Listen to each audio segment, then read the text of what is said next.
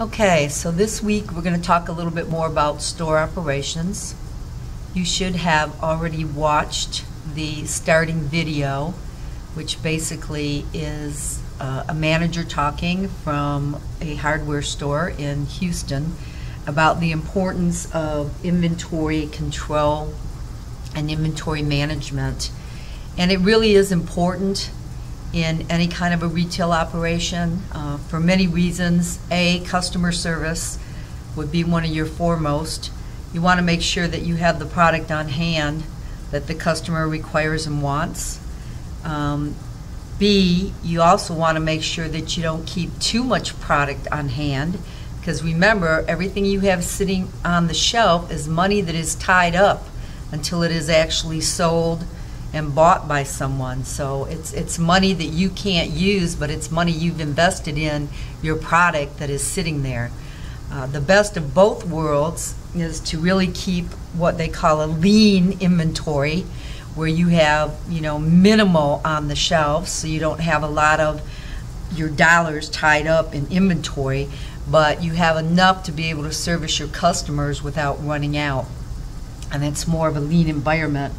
In order to do that, your inventory has to be very accurate, and how you control it, manage it, how you take it, all have to be very accurate and updated constantly for you to really know what you have in the store, what's been returned, what gets put back into inventory, et cetera, et cetera. So inventory becomes very important because it can make or break a retail environment depending on how well they manage it or how poorly they manage it. So let's take a look at what the objectives are going to be for this chapter.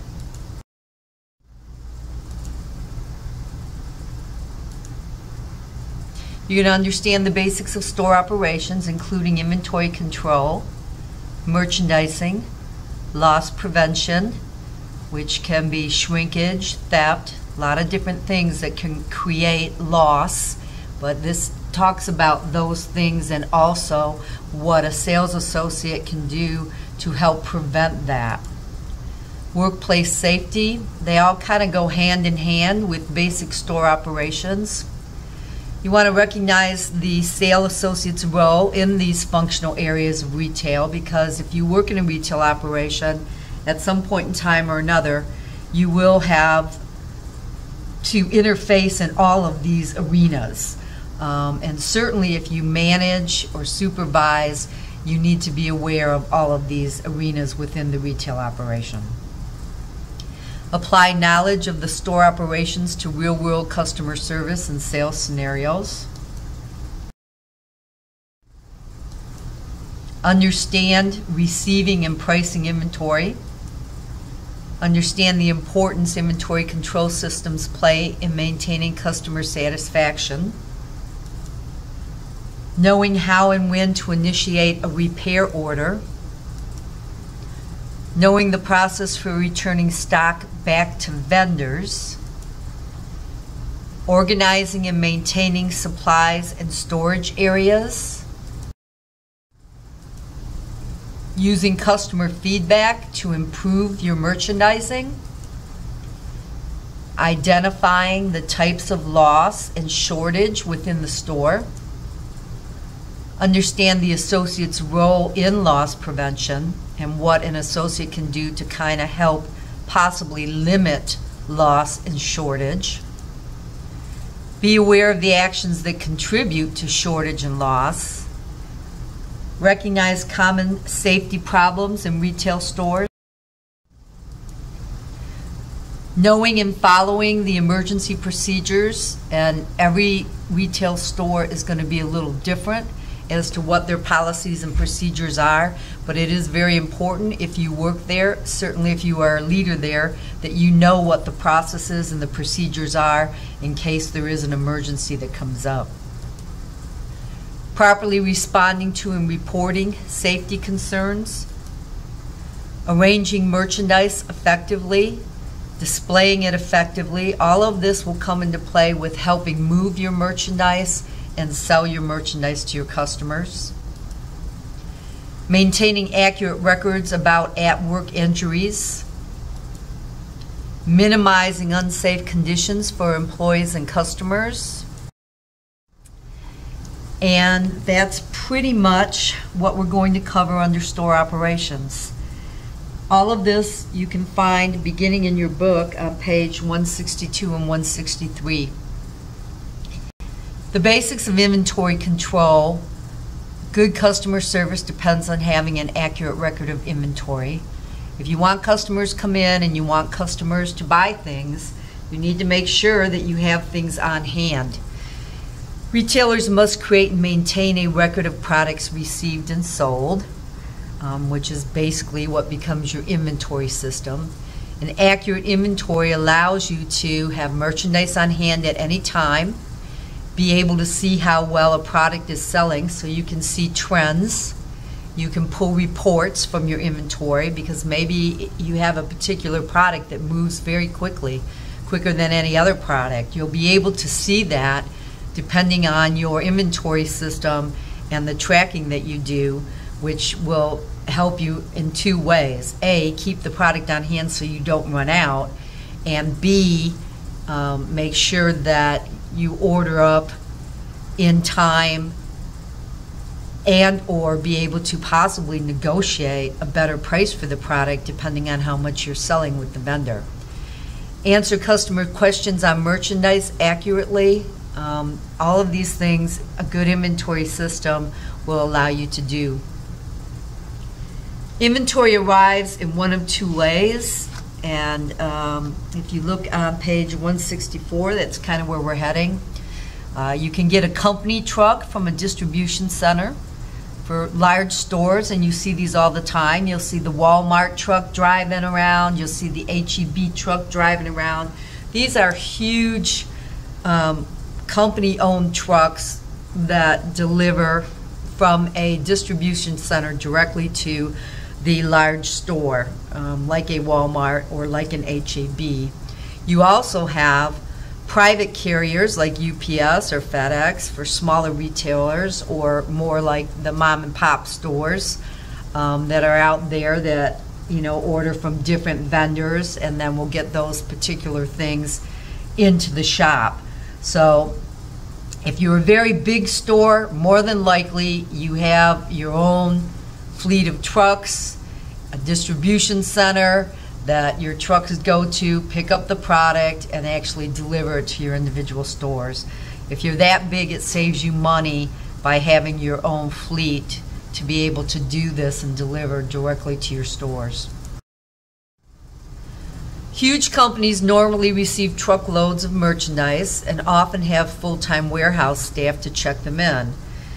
In most cases, you do have people like in a Walmart, Kmart, or H-E-B that are in back of the house. They're not necessarily out in front, and they receive the truckloads as they come in, and they actually check in the product off of the truck into the store to make sure that what was ordered was received, and note any differences so that if something was ordered and not received, that there is a note on the inventory slip and they can go back to the vendor and find out what happened.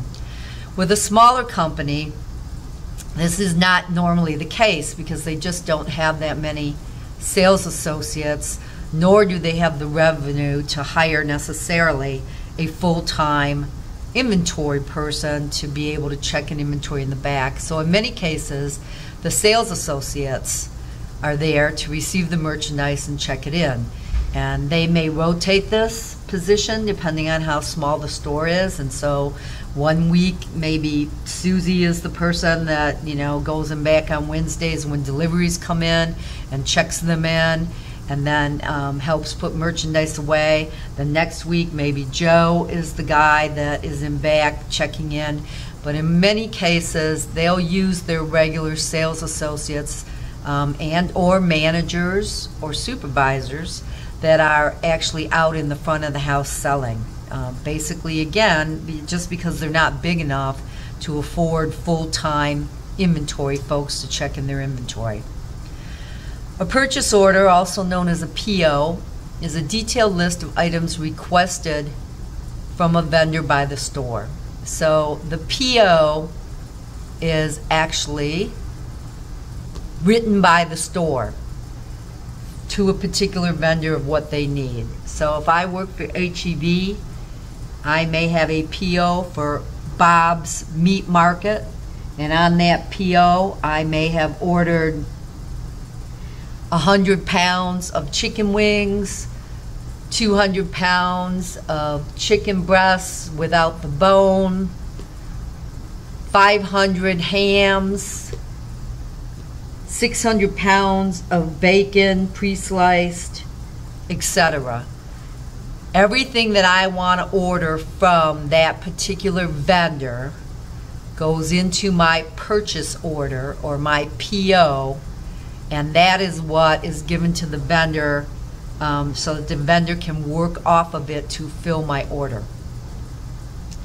A packing slip is usually located in the merchandise box, and it lists the quantity and product type sent from the vendor to the store. So when I open the boxes for delivery when they come in, and sometimes, and I'm sure you've all seen this because you get things sent to your home. When you get a box at home around Christmas time for something that you've ordered, you're either going to have the packing slip actually kind of plastic sealed on the front with your address, and you open it and there's a packing slip in there that shows what was actually sent in this box and how many. And or sometimes, depending on the company, the actual packing slip will be located in the box for several of the items. So if you look at this packing slip, you should compare it to what was sent in the box, because that's what they're saying is in the box. Unless you have something on the packing slip, and sometimes this happens, where they will tell you that there are multiple boxes being sent or shipped for this particular order. So the packing slip just shows what's in that box, but there are more boxes to come that will have additional merchandise. Split shipped refers to items on the same PO being shipped at different times, which is what I just talked about. I have one large PO. I ordered all of the hams and chicken breasts and bacon and chicken wings from Joe's Meat Market, but it's all on the same purchase order. But Joe is sending me all of the chicken in one box with a packing slip, and then I'm going to get a separate shipment or a separate box that's going to have the ham and the bacon in it, and that will also have a packing slip. Despite the fact that our two separate packing slips, the order is actually contained on one PO or one purchase order. So again, a split shift refers to items on the same PO, but they're necessarily being shipped at different times. And in this case, let's say Joe had the chicken breast on hand, but he didn't have the ham and bacon. So he sent out the chicken breast knowing that I would need those for the store, and will be sending the ham and bacon as soon as he gets his order in. Then he will turn around and ship that to me. But it will still all stay on the same purchase order. You will need to know this, so I suggest that you review the slides and also read more about it in the book, because it is covered in there as well.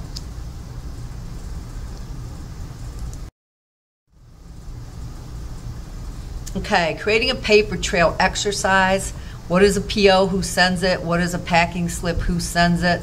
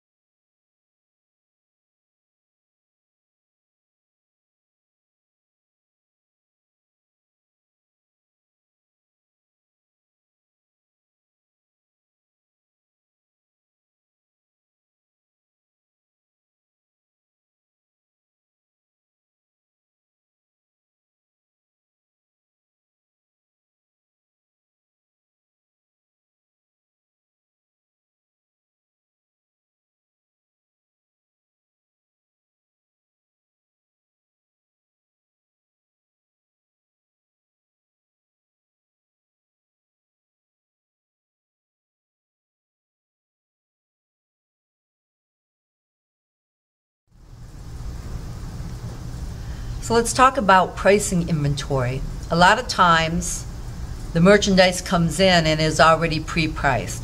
It arrives with price tags on it, and once it is checked into the inventory system, this is a key word here because you don't want to put anything out on the floor that has not been recorded in the inventory system for the store. Then it can be put out on the floor immediately. Of course, you're always going to want to check the price, even if it comes pre-priced, and verify that that's the pricing for this item and that's what it shows in your inventory records. In many cases, merchandise comes in and it's not priced, so it has to be checked into inventory, and then the price has to be looked up and it has to be priced before it goes out to the floor. This can be done in many ways. Sometimes it's as simple as someone handwriting a price on the item. In bigger locations like H-E-B and Walmart, they actually have a pricing gun where they can set the price, and then they just kind of slap the label on each of the cans or each of the boxes, and the price kind of peels off onto that, and that's how they can quickly price something. You also, in some cases, depending on, again, a smaller store, might have something where they can print off a bunch of pre-priced stickers, and then you still have to kind of tear those off and put it on each of the items. Pricing guns are probably the most effective if you're doing several pieces of merchandise, certainly things that are the same price. It really goes a lot quicker, and it's a better use of your employees' time. Restocking merchandise may also require pricing. You ask why. It's in the back. We've already checked it in. We already priced it. So if we need to restock out in front because we sold some, we should just be able to pull that and put it out front. Not necessarily. You always want to double check your price, because the reason that the stock may be down in front is you had either a stock clearance or perhaps the item was on sale, so you went through it quickly. The price that may be on the item as it's in stock in the back could be the regular retail price without the sale price or without the clearance price. So you always want to verify that whatever you're pulling and putting out front in the store has the accurate price on it.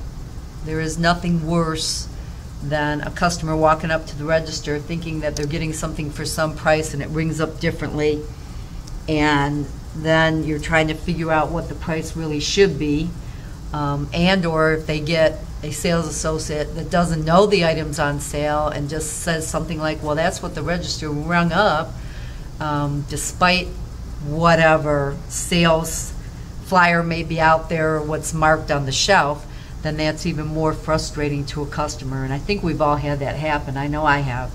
Where I've gone up, there was a big sign that said the items were 40% off. I go up to the register, it doesn't ring up at 40% off. It rings up at the regular price.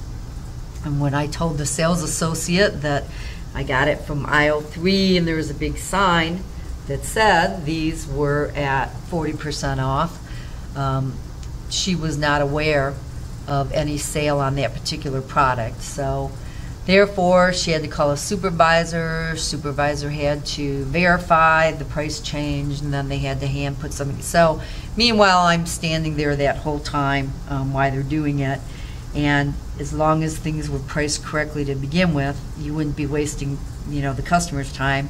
And of course the sales clerk definitely should have known that one of the pieces of merchandise in the store was on sale, and that would have also made it go quickly. You also want to check the price of new items against the price of old items, because you may have gotten some new stuff in and you're going to put it out in stock, and they're the same kind of jeans that are on the shelf, but the jeans on the shelf are pricing out at $10 more than the jeans you just brought out to put on the stock, and they're brand new. You just got them in and checked them in inventory and double checked the price. Well, that means then there's been a price change, and you're going to need to change the price of the ones that are out there so that everything is accurately reflecting the correct price. There's a lot to inventory. It can be very helpful because you can run reports. It can tell you what merchandise is moving quickly in the store. It can tell you you know, if there's a certain color or a certain designer or a certain item that seems to sell more than others, which in many cases might even be able to help you negotiate a better price with the vendor.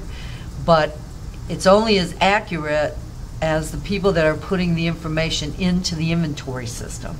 So it's really important that you take your time doing it, and that everything coming in and going out is recorded properly so that the inventory accurately reflects what's in the store and the dollar value.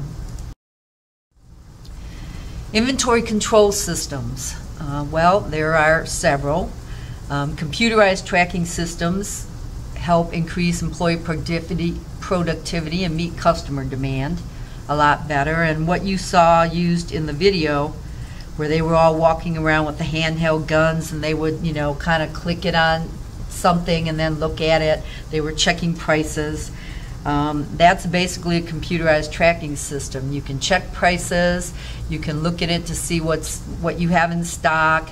You can set up things like he mentioned, kind of like a minimum, where something gets down to the minimum, it alerts you that you probably need to look at reordering.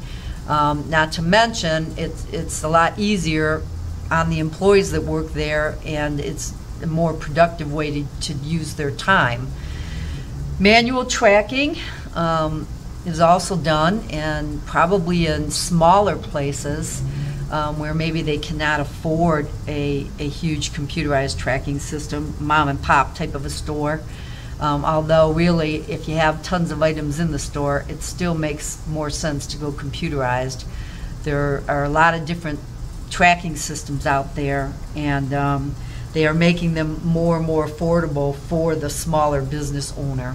But manual tracking is highly accurate because you're going through and you're individually counting everything that you have in the store.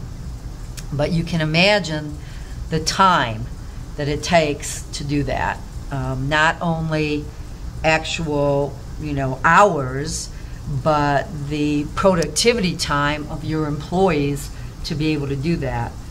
When I was in college, I worked a couple nights at Pier 1, and I think you probably have all heard of the store. Pier 1 stores have all kinds of stuff in them, anywhere from furniture to little bins full of beads and different things, and there's things everywhere, things on the floor, things in bins, things on the walls. And at the time, they would do physical inventory, manual physical inventory. So they did not do it during the day when they had customers in there. They would close the store early, and then they would work through the night, 2 nights in a row. And they would inventory their entire store by hand. So they would use, in some cases, their associates, and in my case, they would also hire temporary help to come in and work just the inventory counting for those 2 nights. So you did 12 hours, and you basically went in and you hand counted. They'd give you a section, and you would start wherever in your section, and you would start hand counting everything that was in your section. And of course you had to keep it separate by different product. You know, like if you moved from one bin to another bin, and even though maybe they looked similar but it was a different price, that was a different product, you had to count it differently. And you would count it manually. Remember, you didn't have a system, so you actually had a pad of paper, and you would, you know, draw 4 little lines, you know, vertical, and then 1 line across, and that would be 5. And you keep doing this for every 5, so then you could quickly add up 5, 10, 15, 20, 25, 30 to show your total. And you would have boxes. I can remember I was in the section that had boxes of all these glass beads and baubles. And literally, one of these boxes must have had 2,000 of these beads in it, and I had to count it one by one. I couldn't just ballpark it. I had to count it to actually see what was in this box. It took forever, and it was a, you know, very kind of mind-boggling in the sense that, you know, it was kind of boring. After a while, you get kind of tired of just 1, 2, 3, 4, 5, 6, 7, 8, and then you're doing this for 12 hours. And when you break, someone would come over and break you, and you had to make sure that, you know, they knew exactly where you were at with the counting so that the handoff was accurate and something wasn't missed. It was a very interesting part-time job, and I was trying to get some extra money for school, but I'm telling you, it's not something I would ever want to do again. And we also did the same thing in, I worked for years as a pharmaceutical technician throughout part of high school and all of college, and they would actually go through once a year and count all of the everything in the store, in the pharmacy. And that meant everything. Like, you would literally look in the bottles of medication and have to count how many capsules were left in this particular bottle, and they would go through and they would count all of this. And so usually you had a pharmacist and a pharm tech working together. In this case, we had adding machines, so the pharmacist would actually call out the number, we would put it into the adding machine, and then we would continue to tally in total for different sections of the store. Again, just a very time-whacking type of thing, but vital to the revenue for your store, to find out what you have tied up in your assets in terms of revenue, and also to make sure that you're keeping on hand what you need and ordering what you need. Both interesting scenarios. The one at the drugstore was much more profitable. They paid us well to come in and work inventory with them than the one at Pier 1. But Pier 1 is the one I remember working late at night just counting these blue baubles. And there, like I said, literally there were 2,000 of them. It seemed like it took forever. Anyways, just two personal examples of doing inventory control. Both systems help with locating merchandise. Both systems can be highly accurate as long as they're maintained. And it's like anything else, even on the computer. Garbage in is garbage out. So you have to make sure the count is accurate. You have to make sure what you're putting in is accurate. You have to make sure you account for sales. If something sells, then it's pulled from the inventory. And all of these things have to be taken care of in order to maintain accurate inventory. Chain retailers can often look up a product and see if it's available at another store for a customer. In some of the bigger chains, they're able to do that. They can go into their system and say, like a Lowe's may be able to look in the system and say, we don't have that particular wrench, but I'm showing that the Kerrville store does. In some cases, if it's a smaller store, and even though they may have multiple locations, their inventory control system may not be viewable from each store, so they may have to actually call and see if that item is on hand at the other store. Both systems still require physical inventory done semi-annually or annually. So even if you're using a computerized tracking system, they will always, it's kind of a double checked for the computerized tracking system. They will always, at least once a year, sometimes twice a year, go in and manually count everything in that store and verify that to what they're showing in the computerized tracking system. So it's a real important in retail. Physical inventories, again, are done semi-annually or annually. Everything in the store is counted, every little thing. And if you look at this picture, I mean, look at all those bins. And there could be a zillion screws and nuts and bolts, and you go through and you have to count every single piece. Physical inventory is compared to the records that are kept at the store. So if you are using some type of a computerized system, hopefully when you get done with the physical inventory, it's matching or pretty doggone close to what you're showing in your computerized inventory system. It helps ensure that the records match. It locates products that might be damaged or dated. When you do a physical inventory, it's very easy as you're physically going through to see something that is dated, or maybe something that was damaged and put back on the shelf that no one knew was there. and it helps verify the profitability of the store. Again, you need to have inventory, but remember, there's money tied up in that.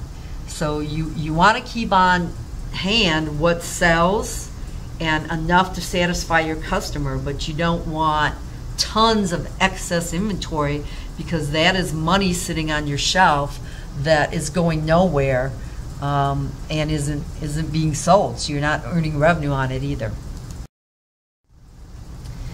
Physical inventory tips. Prior to inventory, organize and straighten all merchandise, certainly out front. Makes it a lot easier, especially if you had a sale and somebody went through piles of things and everything's in every different place in disorder. You'd want to actually go through and make sure that everything's where it should be and straightened out and organized. If manual counting is used, you normally use like the tick marks that I talked about to help you keep track of items just in case you're interrupted.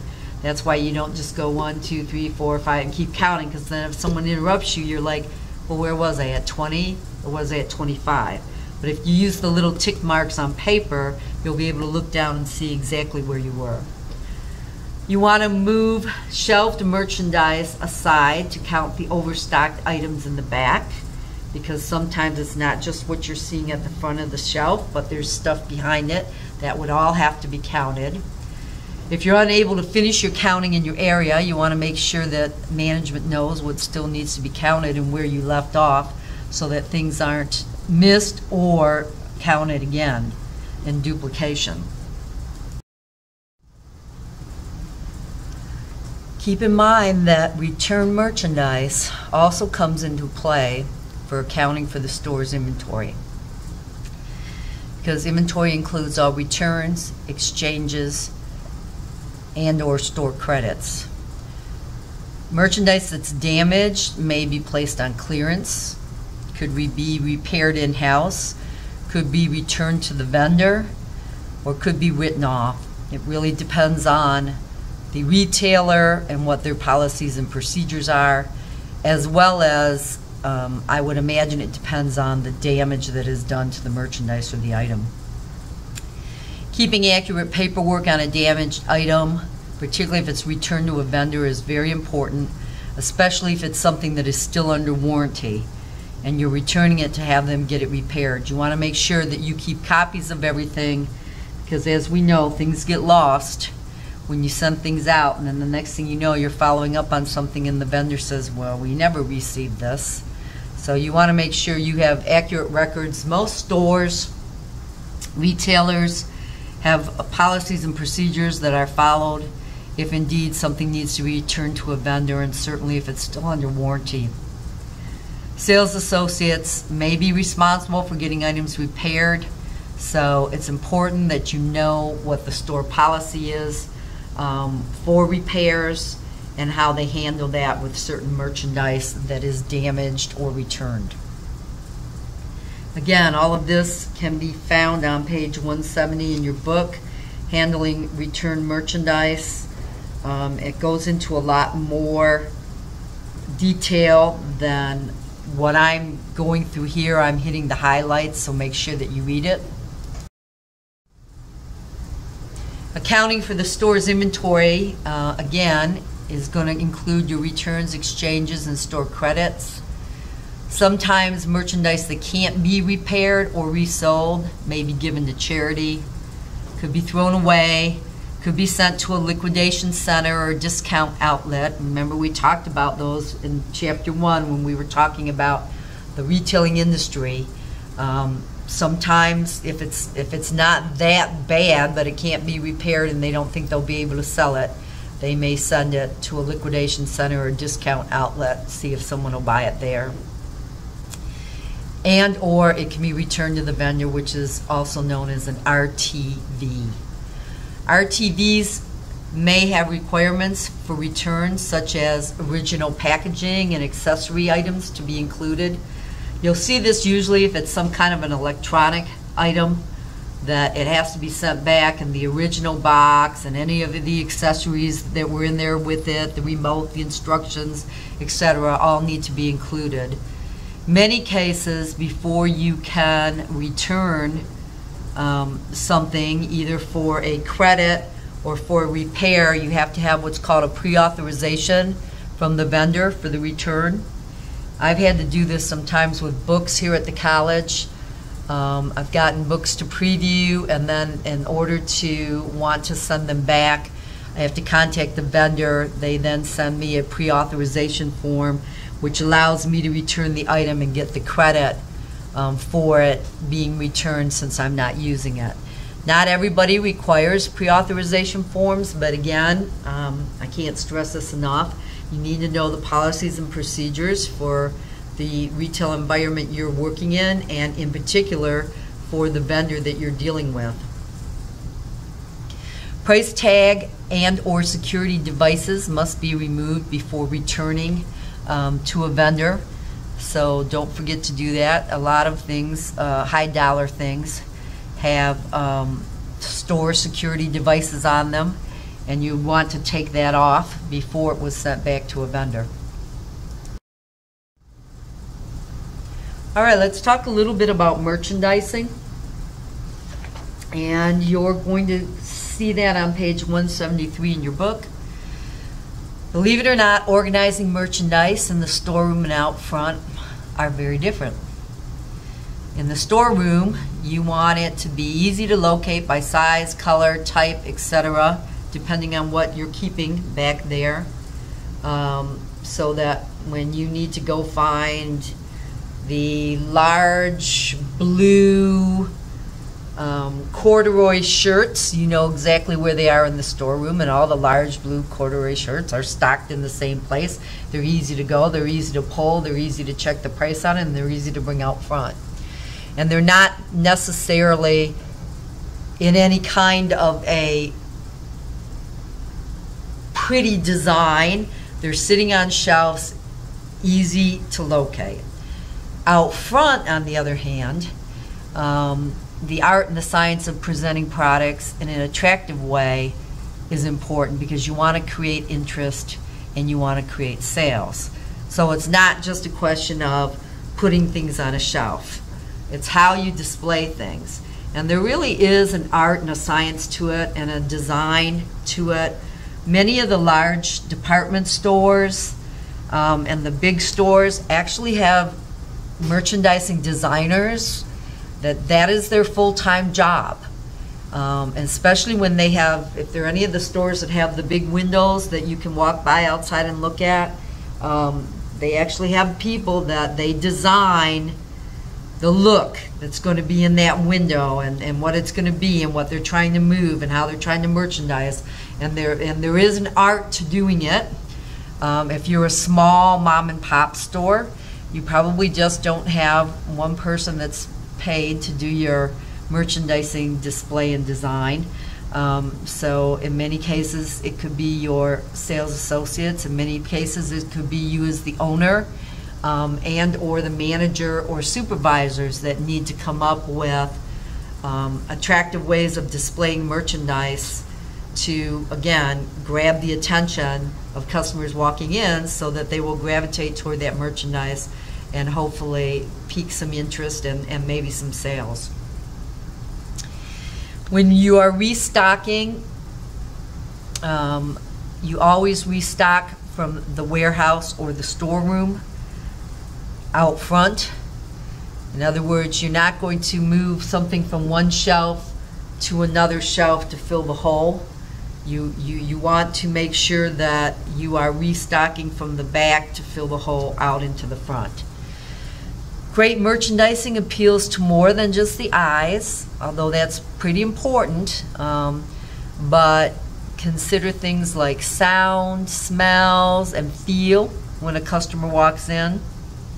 You'll see a lot more of this around the holidays. Sometimes you walk into a store and it smells like, I don't know, ginger cookies, or like vanilla, or something's baking. They have some kind of candle or incense burning that sets a certain smell when you walk in, makes you think of the holidays, etc. And certain stores, particularly music stores, you'll walk in and there's various music playing. that, you know, hopefully will catch your attention, or you may ask, what's this that's playing right now? But it really is trying to create an atmosphere for your particular store and the products that you're selling. Obviously, you know, displays are as important too. If you are, you know, an accessory store where you are selling all kinds of accessories to go with clothing, you're going to want to display some of that with clothing, even though you don't sell clothing, so that people get the look and the feel for how this belt might work, or this necklace might work, or this purse might work, etc. So there is an art to it. You normally want to use, you know, brighter colors that will attract people's attention to the display, so that they will see it and at least come over and start looking. But it's important as to how you put your merchandising out on the display floor in order to pique interest and create sales. You also want to do daily walkthroughs to make sure all is displayed as you want. People pick things up thinking they want it, they travel, what we call travel, then they see something else, they decide they can't afford both, so they put that first thing down right where they were at, not back where they got it from, but where they traveled to, and then they pick up something else, and then they move forward to the register. Or people forget where they got it and they just stuff it in a shelf. You need to make sure that you're always walking through the store, that, you know, if it's a clothing store, things are folded or neatly hung, there's no clothing on the floor. If it's, you know, all different kinds of products, that, you know, the products are straight on the shelf, that there are no empty gaping holes in the shelf display, and that there aren't mixed products in one place, that the correct products are where they need to be throughout the store. Again, it sounds like it's not a big deal, but guess what? It's a big deal. And think of your perspective as the customer or the shopper when you go in. You walk up and down the aisles and you're looking. And the things that catch your eye sometimes, if you're not looking for something in particular, are, you know, the way something may be displayed, or the color of something, or, you know, maybe the sign that this is 40% off. There's a lot of different things, but there is an art to displaying your merchandise in the front part of the store. Arranging the merchandise, and you'll see some of the pictures I have in these slides. Like, here's a window display of what looks like, it could be a wedding dress, it could be a very nice prom dress, in the window with flowers and how it's displayed. Large stores employ specialists to arrange merchandise in creative and interesting manners. As I mentioned, that's not always an option for the small business owner because it's just an expense they can't afford to incur.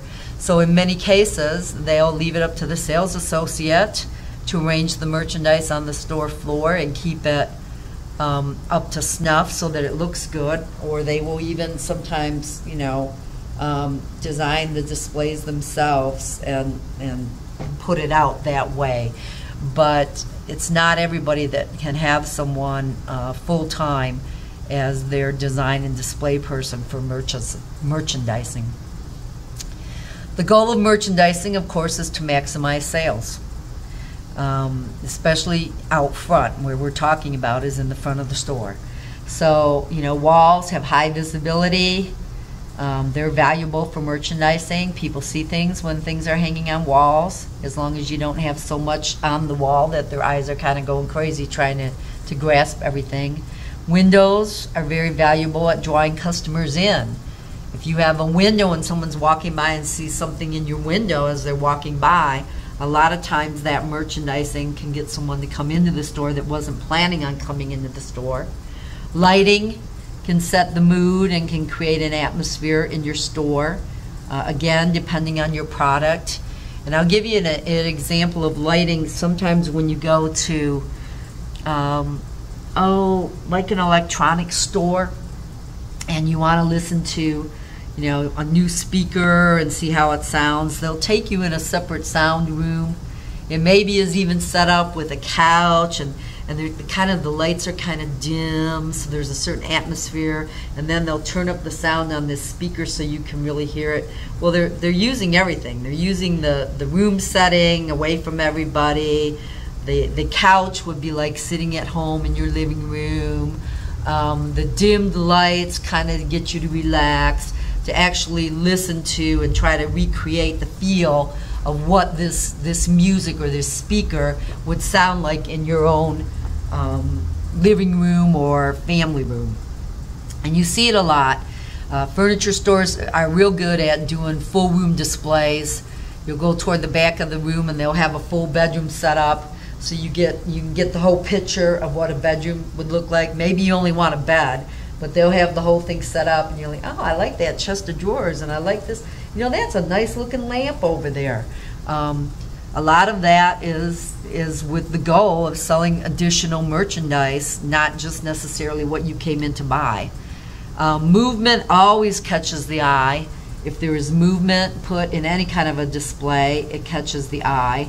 And you'll see some of this too around the holidays. You see it a lot in toy stores. They'll have a little bin out front, and they'll have all the little movable toys walking around, and people walk by and, oh, look, that little monkey, isn't he cute, and etc. But you'll see other people might have like a fan blowing, and they may have like a pinwheel type of a thing moving, or they could have some cloth kind of blowing out from the fan. Maybe they're trying to, you know, get your attention to look at their sale table, whatever the case may be. But movement, of course, is always going to catch the eye of the person coming in. But there really is an art to doing merchandising, displaying it, and displaying it well. Arranging the merchandise continues. Impulse. What we want to talk about are impulse buys, are the small, low-cost items displayed near the cash register to entice customers to make additional purchases. You see a lot of these. When I think of the impulse buys, I think of two places.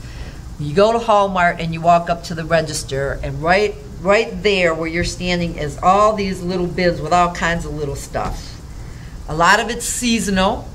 If there's something, you know, if it's around Christmas time, there'll be little seasonal things there, but not always.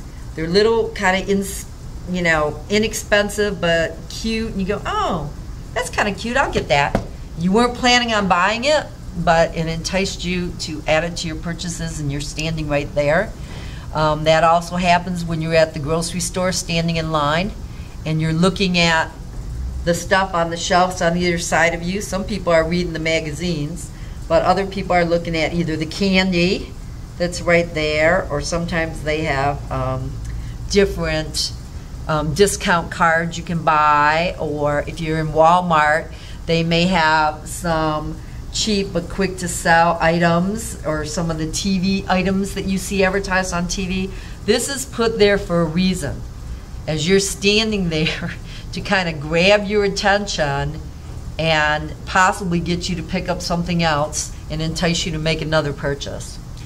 You'll also see seasonal stock put out on the end caps of aisle displays, and or products that you're trying to move. And by the end cap of the aisle, we're talking about coming up to the front of the aisle, and then as you round the corner, you look right at the aisle there, and it's usually stocked with something, and they are correct. If it's Halloween, they have Halloween items. If it's around Christmas time and you're in the grocery store, they'll have a lot of the baking items pulled from the baking aisle, but out front on the end cap where you can see it, and maybe it'll get you thinking quick, oh yeah, I need that. I'm going to be making some chocolate chip cookies. Oh yeah, I need this. And it's handy and it's quick. And in many cases, those displays are quickly depleted. So as a sales associate, you need to make sure that you're constantly restocking them and checking them, so that you keep them restocked throughout the season, or throughout whatever it is you're trying to promote through the end cap. Accessibility is important.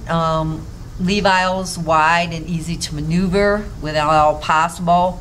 always make shopping more pleasant. Also, we have to keep in mind Americans with a Disability Act, because there are some legalities about making sure that people with disabilities can move through your store. But sometimes you walk into these little mom and pop shop and they've got so much packed in there, you're afraid if you turn too quickly you might knock something off a shelf. It's really hard to shop comfortably like that because you're so aware of being conscious of not knocking something off the shelf. You're kind of walking through aisles with your hands in front of you, quickly looking. If you can leave a wider aisle and make it easier for a customer to maneuver and stop and look, again, it's part of the display and it's part of making them comfortable while they're looking at products to buy. Upsell by creating a display with complementary items together that tell a story. Now, we talked about upselling in the last chapter, so you could actually do a display that maybe the main part of your display would be the new blouses that you got in, but you show that blouse with a skirt and you have a necklace around the neck of the mannequin, and maybe you have a jewelry on, and maybe there's a purse on the shoulder, and et cetera, and you add some accessory and complementary items that paint a picture. So when the customer walks by, and maybe they're buying that blouse, but they look at the picture and they go, oh, wow, that necklace looks really good with that blouse. I really didn't need a necklace, but I kind of like that look. Okay, with the hopes again of, trying to entice the customer to make additional purchases. Lifestyle merchandising, is basically what I mentioned earlier. How will the customer use the product and create a display around that picture? So it's kind of like I said, if you're in the furniture store and you're looking for a couch, you're going to see that they have rooms set up like a living room. Okay, the customer is going to use a couch. Let's create a display around how they're going to use this, and they'll see some other things, the lamps or the end tables or the knickknacks that are on the end tables. All of this creates, again, a picture for the customer with the hopes that, again, they may see something else aside from what they just came in to purchase that they may add to their purchasing. You want to maintain the displays. It's really important. If you have a beautiful display and it's, the clothes are falling off the mannequin and, half of the stuff is all kind of stuck in a pile because people were looking at it, or you had 2 or 3 things out and people have bought it and it's not restocked. You want to make sure that your displays are straight, they're organized, you want to keep them stocked, and you want to look for customer buying patterns. If you have a display and you seem to constantly be restocking it, that's telling you that whatever that is on that display is really selling. So A, your display is doing something right, and you may want to look at ordering up because you seem to be selling more than normal of this particular item. As you can see by this slide, here's 3 different images of merchandising displays. Very different merchandising displays, but very catchy merchandising displays. The first one is at a liquor store and in a liquor store window, which I think is pretty cool with the kind of waterfall ice, and then of course you see the bottles of liquor distributed throughout that. The middle one, of course, is in the produce section of a grocery store, and someone went to a lot of work here to make this very pretty design, and it works, and it's eye-appealing and eye-catching. Of course, again, with anything else, you have to keep up this display as people, pick up fruit or take fruit out of the display. And then the third one is actually, believe it or not, it was a display from a bike shop, not a motorcycle, but as in bicycling. And this was a display that they had up a wall display when you came into the shop. All very different, kind of trendy and new, but it gives you an idea of what can be done in terms of merchandising when you really think about how you want to display it. And, you know, it's marketing. It's basically in-house marketing to sell your product. You're going to take a look now at a video that talks a little bit about the basics of display merchandising. She uses a coffee and tea shop to actually talk through what they have done.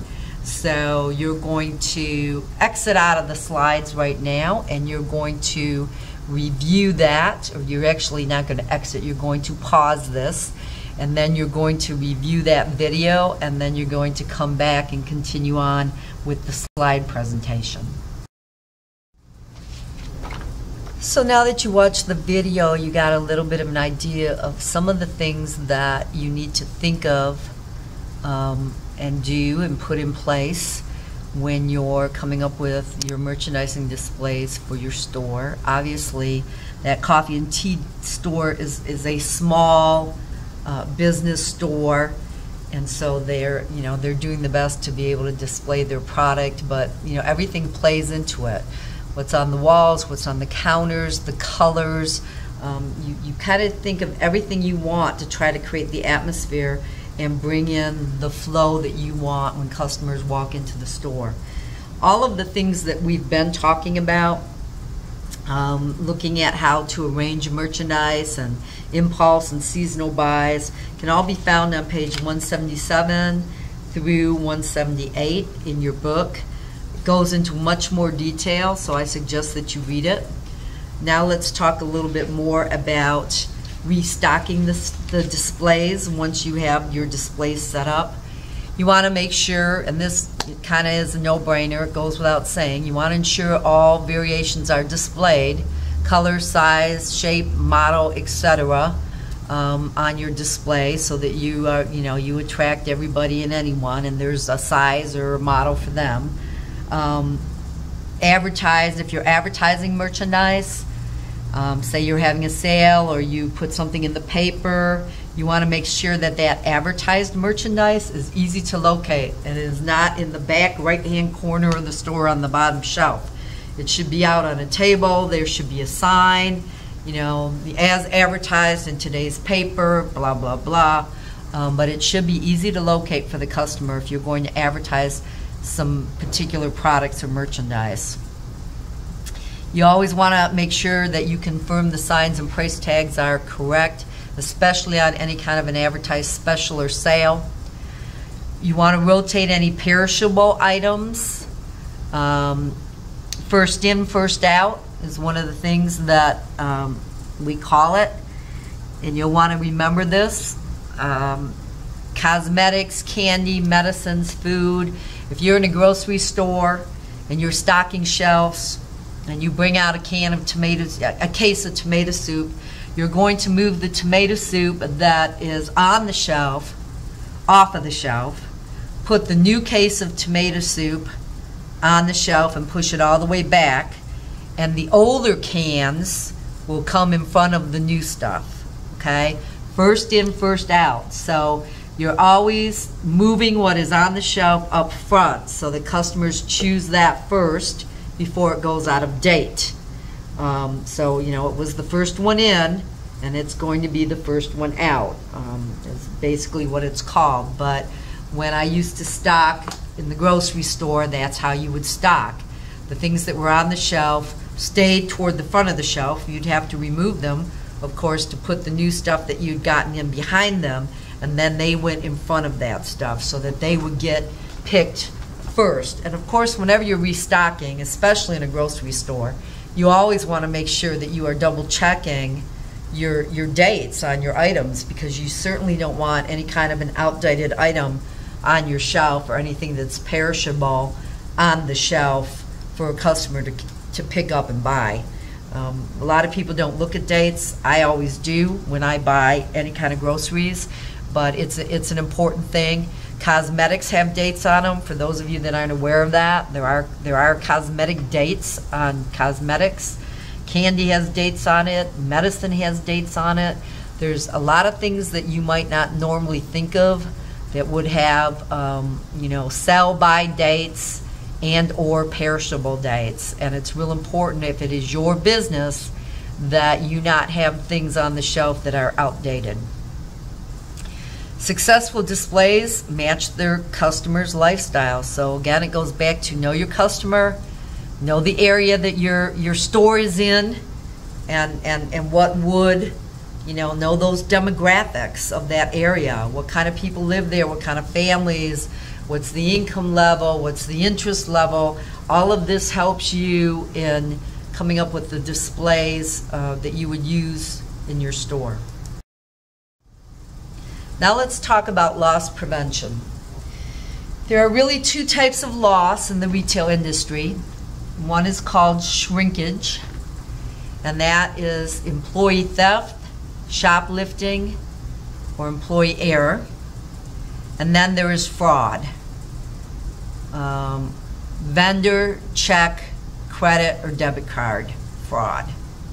Okay? Any kind of shrinkage, as the loss increases, as you find more shrinkage in your store, your profitability decreases. And that only makes sense.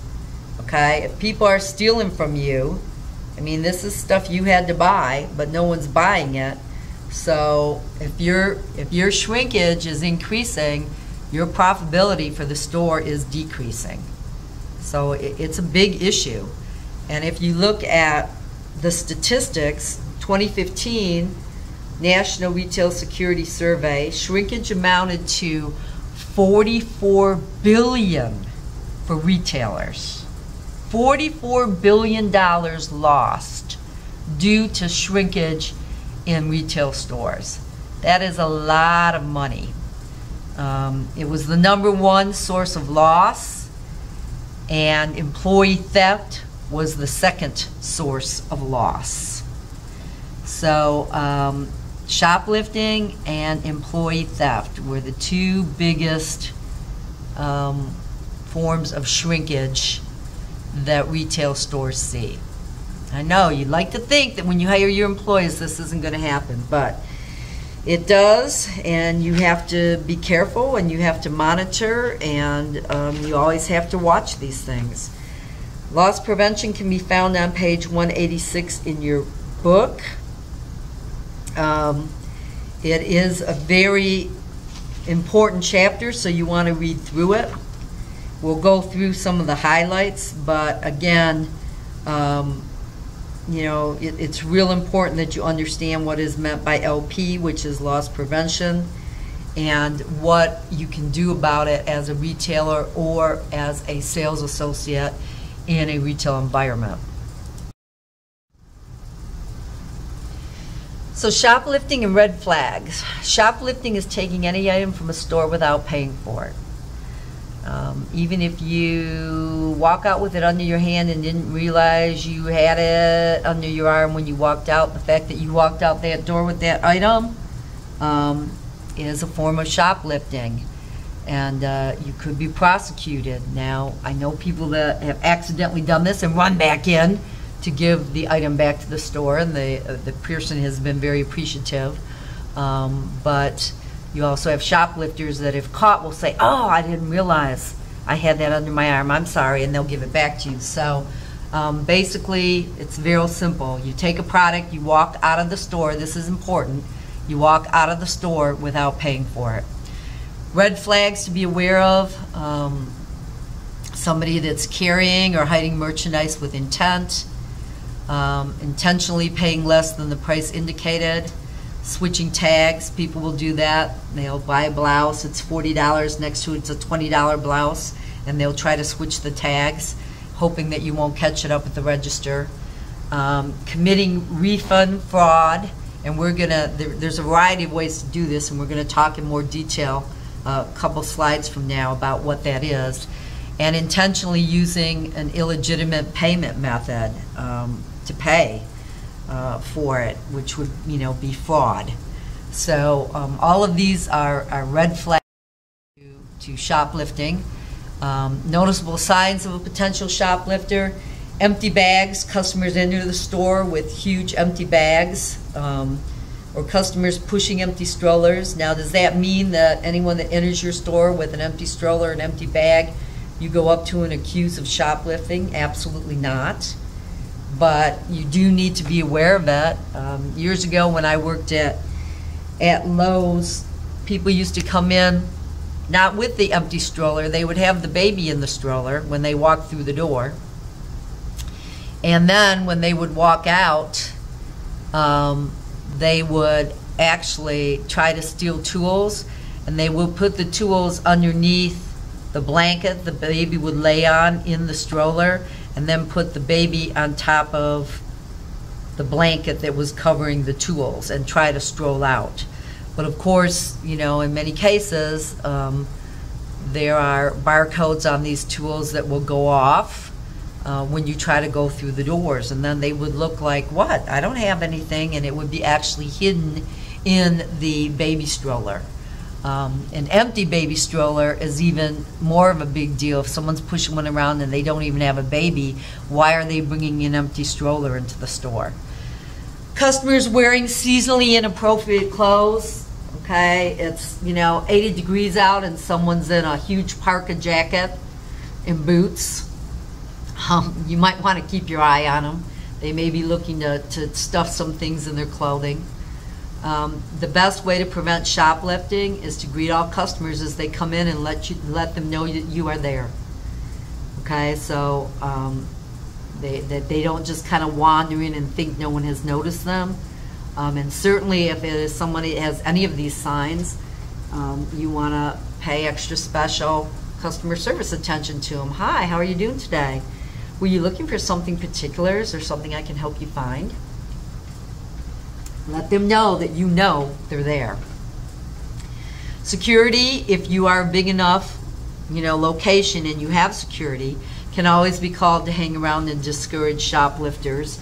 But again, you know, in the mom and pop stores, you don't always have security guards. They usually will have some kind of cameras, but is to have, you know, a sales associate walking around, working with the customers and greeting them. If you think a theft is about to happen, engage your coworkers. Okay, let someone else know that you think maybe this person is, you know, traveling from one place to the next with, you know, something under their arm. Just keep an eye out, or they have an empty bag. Always have a coded language or password at the store to alert everybody of a potential threat, which is a good thing to do. When I worked in the hospital, we used to, there used to be a code that they would use when somebody was having a heart attack, so that if particular doctors or nurses were at lunch or on break in the cafeteria and they you know, needed to come back immediately, they would page Dr. Hart, is what they would do, paging Dr. Hart to ICU immediately. And so that people in the cafeteria that may have been family members visiting people that were in the hospital had no idea what that meant. But those of us that worked in the hospital knew somebody was coding, and they were trying to get the people that they needed upstairs immediately to deal with the person that was having a heart attack.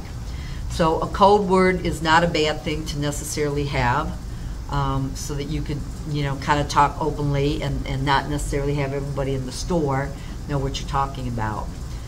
Again, security can always be called to hang around and discourage shoplifters. They can kind of walk through the store if you're a big enough store. And you'll see this actually in big stores, and sometimes they may not have security there during the day, but they'll have them there at night if maybe theft seems to be a big issue in the evening hours.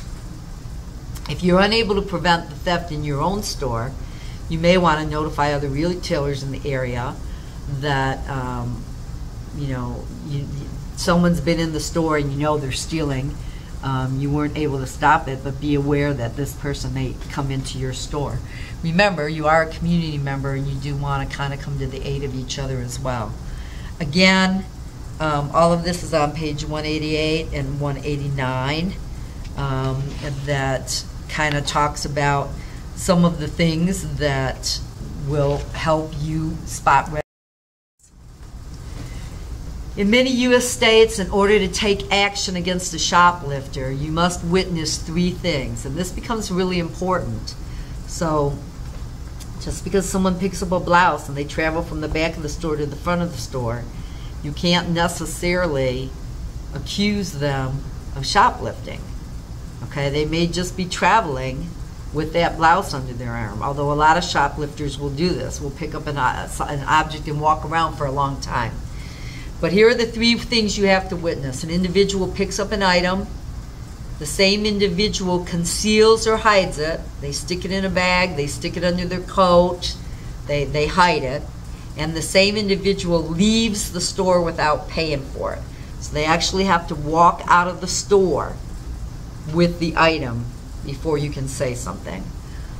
It is important to know the laws in the state where you work so that you can catch the shoplifter and they don't get off on a technicality.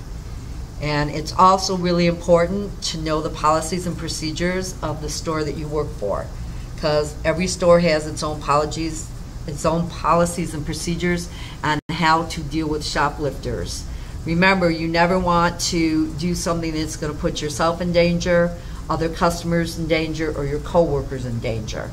And most retail stores, even the big stores, have policies and procedures in place to deal with shoplifters that you may encounter while working in the store.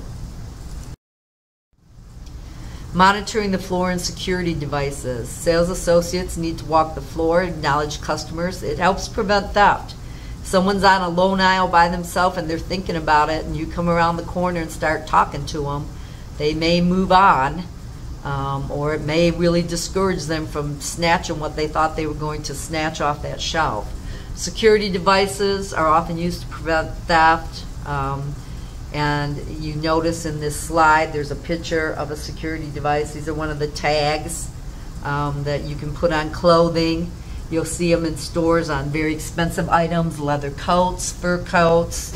Sometimes they're tagged on high-end electronics, so that if someone tries to walk out with this, it sets off an alarm at the door. A lot of the ones that are in clothing, if they try to remove themselves, there's an ink spray that comes out and that sprays all over the product and themselves. So it's something that has to be, taken off at the store. But these are all different types of devices to try to prevent shoplifting or a product leaving the store without being paid for. And also, there are usually security cameras that are also going as well in a store if you don't have security itself. The different devices normally require a specific tool and a scanning device. Need to make sure that that is kept in a safe place and not a device that someone could get a hold of and easily take off these tags. There are many devices used for security. Electronic article surveillance, or EAS devices, as shown in the picture on the jeans, are usually embedded tags attached to merchandise or sewn into clothing. Could be magnetic strip, could be wires. You'll see sometimes the wires, they'll go through like especially furs or leather, they'll actually go through the sleeve of the jacket, and then they have a lock on the end of it, and then they're locked to the actual hanger that they're hanging on. Chips of hard plastic, etc. These are all EAS devices that are used to help prevent theft.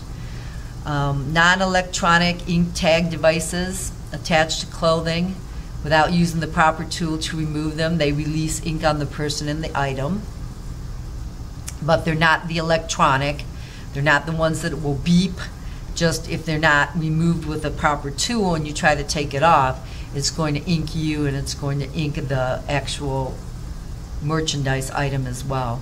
Mirrors can be strategically positioned so that the sales floor and dressing areas can be watched.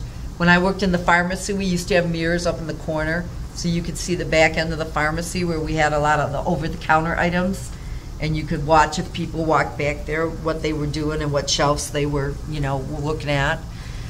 Closed-circuit cameras allow security personnel to watch several areas of the stores from a private office. Now, again, this would be if you had, a big enough business where you actually have, a private security office, and then they actually, their full-time job is security. They sit back there looking at all the different camera views throughout the store, watching to make sure that no one is shoplifting or trying to catch shoplifters. Again, the mom and pop store is not going to probably have that. They may have a camera running, but they're not necessarily going to have the personnel that's able to sit back there and monitor the cameras all day. Showcase locks, cables, chains, electronic alarms. These are all used for high theft items. We've all been in stores where you see something in the showcase and you have to ask them to unlock it so that you can look at whatever it was you wanted to see in it. The cables are what I was talking about. It's a cable chain that goes through the sleeve of the leather jacket or the fur, and then it's actually locked. But these are all different things to try to help eliminate theft or shoplifting. Security gates, usually at the entrance or exits of the stores, and they'll go off if there's a certain security tag not removed. And then, of course, you have uniformed security guards that can also walk around. Let's talk a little bit about, and again, you'll find all of these devices discussed on page 193. Let's talk about armed robberies. If confronted by a violent person that is carrying a weapon, do the following. Give them what they want. Remain calm. Try to, and I know that's hard, particularly if someone's holding a weapon in your face. Try to remember details, including a physical description, because you're probably going to be asked that. But you don't want to argue with someone that is carrying a weapon, and you don't want to not give them the money in the register. You're going to want to cooperate as much as you can so that you don't get hurt and someone else doesn't get hurt, and the hope is that they'll get what they want and they'll leave the store. So let's take a look at fraud and prevention. And again, this starts on page 194 and it goes all the way through 196 in your book. Be mindful when handling returns and exchanges, as sometimes people will give you a phony or stolen credit card to put the refund back on.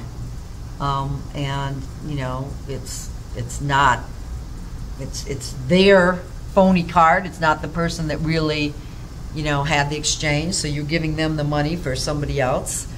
Retailers are experiencing an increase in loss due to identity fraud, and the most common form, of course, is credit cards. I've been a victim of identity fraud twice now in my life, and it can be a major disaster. Once was with a credit card and once was with my Social Security number. Either way, it's not something you want to have to go through. And nowadays it's easier and easier for people that are trying to do that to get the information they want and to perform fraud. Stolen or bad checks can knowingly be written by a customer as a hot check written for. So you always want to, ask for identification and put all the correct information on them. Nowadays, most of the stores use a check verification system. So if it is a stolen check and you did ask for ID, it's going to come back and show that this isn't the person that's standing in front of you. But, again, some small shops don't have all of that available to them. So you just want to be very careful. Counterfeit money has become very sophisticated and very hard to spot. Many of the stores now use a pen that kind of looks like a felt tip pen. If you give them a large bill, they just take the cap off and they run this over the top of it. If it changes color, it indicates that it's a fraudulent or counterfeit bill. And they usually use it for big bills, 50s, 100s, but not too long ago I had someone use it on a 20 that I had given them. So that particular store must have been seeing some counterfeit issues, because you don't usually see it on a smaller bill. Package switching, you take a lower priced item out of its package and you put a higher priced item into the lower priced package, and then you go up front. This is like switching price tags, okay? It's fraud, because you're fraudulently claiming that this price of this is something that it's not. Shoplifter finds a discarded receipt, say on the floor outside the store. They walk in, they locate the item that's on the receipt, and then they take that item right over to returns and says, look, I purchased this and it's too small or it's too big. I haven't taken the tags off of it. I need my money back. Okay, and then depending on the store policy, they will either get money back or they may get a store credit. Either way, they come out ahead since they never purchased the item to begin with. Customer repackages broken or damaged goods and returns them to the store. Customer buys something, gets it home, breaks it or damages it, puts it back in the box, and then returns it to the store saying they don't want it. The store doesn't check the item, so they give them a full refund or a full credit, and there's actually a broken or damaged item in the box that was brought back. Sometimes stolen merchandise is returned for credit, refund, or store credit. I'm sorry, I lost the receipt, but I bought this here, as you can see by the tags on it, but I can't find my receipt. But it doesn't fit, so I want to return it. There's all kinds of different fraud that can be done, so you have to be just very thorough when you're working any of these areas where you're dealing with returns. Refund abuse. Customers who take the purchase home, use it, and then bring it back with the receipt for a refund. Now, sometimes you'll see these on the shows, television shows, where the young lady's going to a really special dinner or something, and she goes and she gets the $1,000 dress. She doesn't take the price tag off, but she wears it to the dinner, and then she returns it back to the store for a refund, saying, it doesn't fit, or she didn't like it, or whatever. This is called, there's a name for that, and it's called refund abuse. At this point in time, you're going to pause the video on slides, and you're going to go and you're going to look at the digital pickpocketing video that I've attached to see just how easy it is these days to be able to get your credit card information without even getting close to you anymore, and the high expectation of fraud and growing expectation of credit card fraud that's to be expected in the upcoming years. And this is just credit card, your live credit card. This isn't even the type of fraud that takes place when you're trying to do things online, and how open you can be to having people be able to access your information online and be able to use that against you. So pause, go watch that, and then come on back.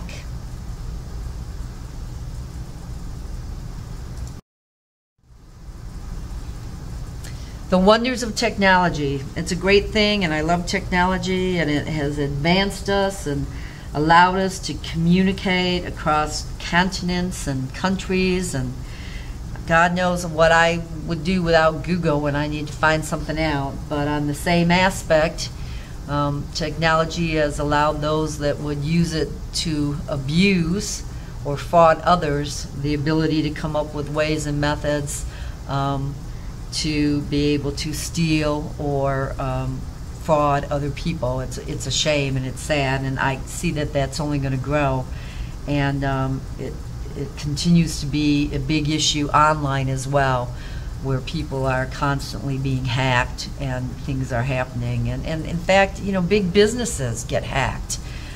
So it continues to be an issue as the technology grows. The people that abuse it grow in their knowledge as well, and we're constantly having to come up with new ways to make sure we are preventing fraud and these kind of things from happening. We're going to talk a little bit about workplace safety now. It starts on page 199 in your book. Whether you believe this or not, because I know some of you have had bad work experiences, but a business's most important assets are its personnel. It goes without saying. And they have the right to feel safe. You want to keep them safe.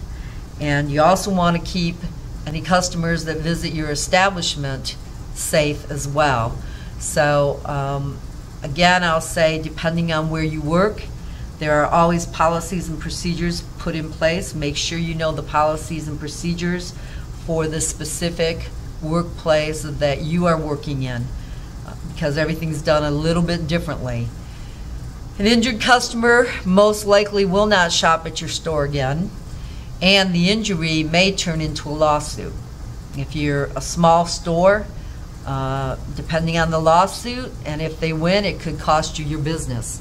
So it's real important to make sure that you have preventative things in place so that your store is a safe environment, not only for the people that visit it and the customers that come in and shop, but for your employees as well. Be aware of hazards in the workplace, to include such things as slippery floors, cluttered walkways, icy patches or water in refrigerated areas, dark, uneven, wet parking lot surfaces. Yes, if someone falls in your parking lot, you can be liable. It was your parking lot that they fell in. So it's very important to constantly monitor these things. And a slippery floor, sometimes you don't even see it's wet and someone walks on it and they go sliding out, or you have someone disabled come in that's maybe using a cane or using a walker, and their walker hits that just right and they slide out. Aside from injury, possibly death, depending on how someone falls, you know, you can be looking at a lawsuit from that particular customer and or even one of your employees. So you always want to make sure, if it's raining outside and people keep coming in and there's a puddle in front of your door, you need to put a rug down, you need to wipe it up, you need to do something so that people aren't going to, there isn't going to be the chance that someone's going to slip and slide. Same thing about clutter in your aisles and your walkways. You don't want someone tripping over a box, falling on their head. So you want to make sure that, you know, there's room for people to maneuver and get around. Always use the appropriate tool to get the job done. Now this is more for the people that work there. Depending on where you work, such as a ladder, a forklift, you want to use back braces, and you want to use belts for lifting support.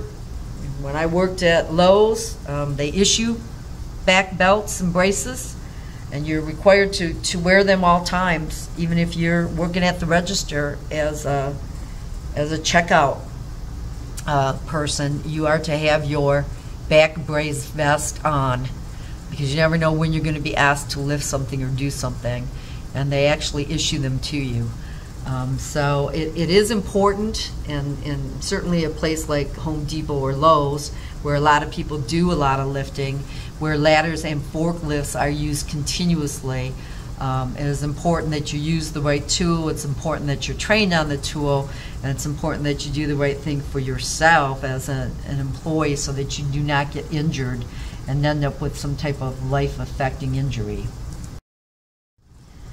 As an employee, you should know the emergency procedures for your store, and this can include this and more depending on the store, where you work, what end of the country you're on, an emergency phone list of numbers in case they're needed, where the fire extinguishers are located, and you should know how to use them.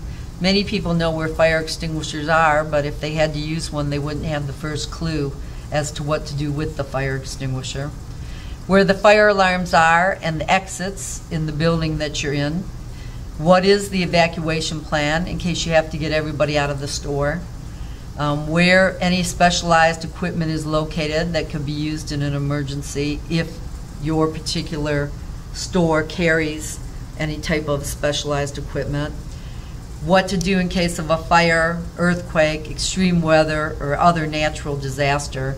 And obviously, depending on where you work and where the store may be located, in different parts of the country, some of these are bigger things to worry about than in other parts of the country.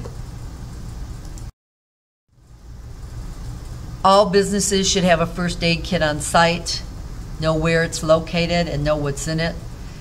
We have them here at the college. Not only do you want to know where it's located and what's in it, but you want to make sure you keep it filled. I've worked places where you go to use the first aid kit and there's nothing left in it. Try to find a Band-Aid and all the Band-Aids are gone and they haven't bothered to replenish the kit. If you're going to have a first aid kit on site, which you should, you need to make sure you keep supplies in it. Make sure you know where the numbers are located for the police, the fire station, the local hospital in case you need them. And nowadays, these are things that could be programmed into a phone, and then you just train your personnel on what number they have to punch in case they need to reach the police quickly or the fire station. Working alone, an employer must have a system in place to ensure your well-being, specific check-in times, security glass, etc. It's different depending again on the location. You'll notice that a lot of the gas stations that have little kind of like a little booth store, they have a safety glass and there's a little drawer that comes out and you pay through the drawer to the person inside the little cubicle area, so that they don't have to come out and you don't necessarily walk in. You just give them your $20 for gas, or $20 for your candy bar and cigarettes, whatever the case may be. But they are behind a glass, a security glass window, just in case something happens. Other places, I don't know too many people that leave an employee alone, particularly around closing time. There's usually at least 2 people in the store, but it can happen, and you just want to make sure that the employer has made sure that there's a system in place to ensure your well-being, because it is your right as an employee to make sure you're safe. If you have to walk way out to the end of the parking lot, then there needs to be someone there, a police officer, security, to be able to walk you out to your car at 2 in the morning, if that's what it takes, and when the shop closes. 3 guidelines for handling any workplace accident, and you're going to need to know this, I'm telling you up front. Be aware, be prepared, and remain and be professional. When things happen, people tend to panic, and when people tend to panic, they're not thinking clearly, and in many cases they do not remain professional. So if you are the sales associate, manager, supervisor, you need to be aware, you need to be prepared, and you need to be professional in handling any type of a workplace accident. And all of these pictures that are on these slides, of course, are pictures of things you don't want to do for safety reasons. Accurate records must be retained for any incident that occurs at the retailer location. Normally, there is a policy and procedure written for this, in particular forms that your store has you fill out. These records protect the company, the employee, the customer. They can be used for legal situations. Know the guidelines for filling and filing these. We used to have them when I worked in the restaurant business. We had them for, any accident could happen, whether it was an accident with an employee or whether it was an accident with a customer. And obviously, once you remedied the situation, and as soon as possible, you didn't go back a week later, you did it that day. You filled out the incident report, which had such things as the date, the time, a brief description of what happened, who was involved, contact information if it wasn't an employee and it was a customer. All of this information was filled out and then signed and dated and kept in the log. And actually, we used to also have to send it to district, just in case, particularly if it's a customer, they come back at you or they try to sue, you have records of what happened with as much detail as you can remember. If it's an employee and they really get injured, you want to have something in place as well in case it turns into workman's comp. So it's real important if anybody gets hurt that you know the company policy and the processes and procedure and what forms and how to file those forms, you know, to do and use if this happens. Back injuries are one of the most common injuries for retail workers. Not that that is surprising. I would think they would be the most common injuries for most of us because many of us do not know how to bend down and pick up things properly without using our back incorrectly. And therefore, if you're working somewhere and you're constantly lifting, and certainly lifting and putting something up over your head, which I wouldn't recommend, you're probably going to have back problems. Improper lifting techniques can lead to back, leg, and arm pain. That goes without saying.